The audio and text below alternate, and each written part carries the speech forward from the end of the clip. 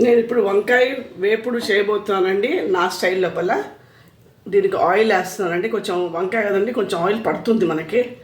Yeah, పడుతుంది.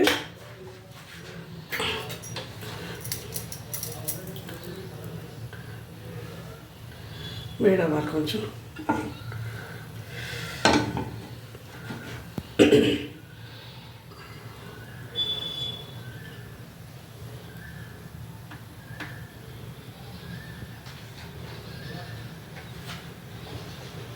దీంట్లో 4 ఉల్లిపాయలు, ఒక ఉల్లిపాయ, 4 పచ్చిమిరపకాయలు, కొంచెం కరివేపాకు వేస్తాను.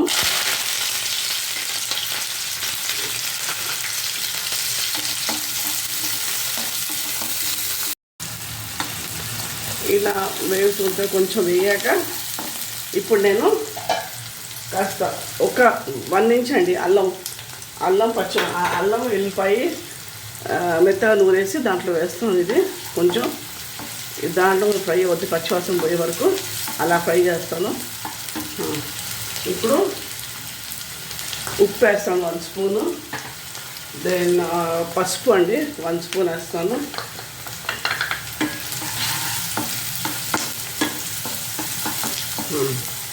ఇప్పుడు అది మగ్గే వరకు కొంచెం సిమ్ లోపల మగ్గబెడతానండి.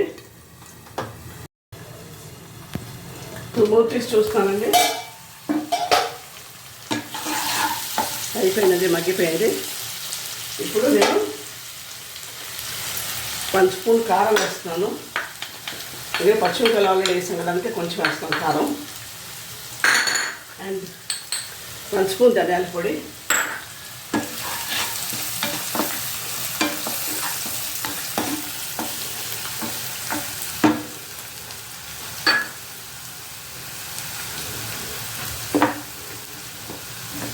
ఇప్పుడు వంకాయలు వేస్తానండి. ఒక 1/2 కిలో వంకాయలు తీసుకోండి దగ్గర.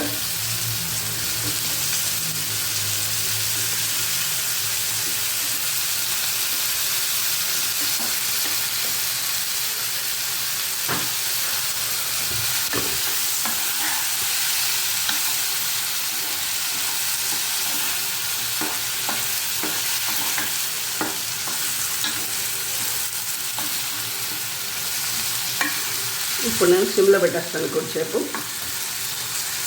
ఇదేంటంటే ఉట్టి అట్లానే నీళ్లు పోయినండి, ఇంకా సిమ్లోనే మగ్గిపోద్ది ఇది.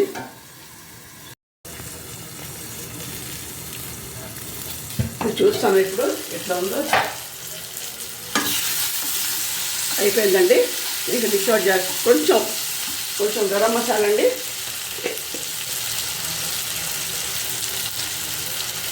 ఒక 1/2 స్పూన్ వేస్తాను ఫ్లేవర్ కోసం. అంటే ఇప్పుడు డిష్ అవుట్ చేస్తానండి. అయిపోయిందండి. వంకాయ ఫ్రై నా స్టైల్ రెడీ అండి. ఒకసారి ట్రై చేయండి, మళ్ళీ ఇదే చేసుకుంటారు. ఇక్కడ నేను పొడి వంకాయలు వాడానండి. చాలా తొందరగా కూడా అయిపోతుంది మనకి. ఆయిల్లోనే ఫ్రై చేశాను. నూనె కూడా ఒక్క చుక్క నీళ్ళు కూడా పోయలేదండి నేను.